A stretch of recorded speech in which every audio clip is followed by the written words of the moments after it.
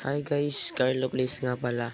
At ito ang mga application para makasali sa 90 SMP.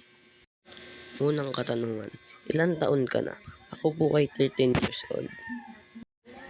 Pangalawang katanungan, bakit gusto mo sumali sa 90 SMP? Gusto ko pong sumali sa 90 SMP kasi po sa dati kong SMP ay masyadong magulo. At di ako makapag-adjust na maayos.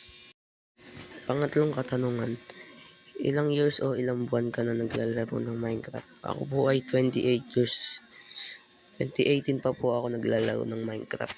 At saka kasalukuyan ngayon ay naglalaro pa rin po.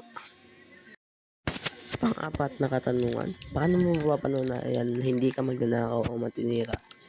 Papatunayan ko po ito sa pamamagitan ng paglayo sa ibang build ng ibang members. Pang-limang katanungan, tumutulong ka ba sa community build? Yes po, tumutulong po sa community.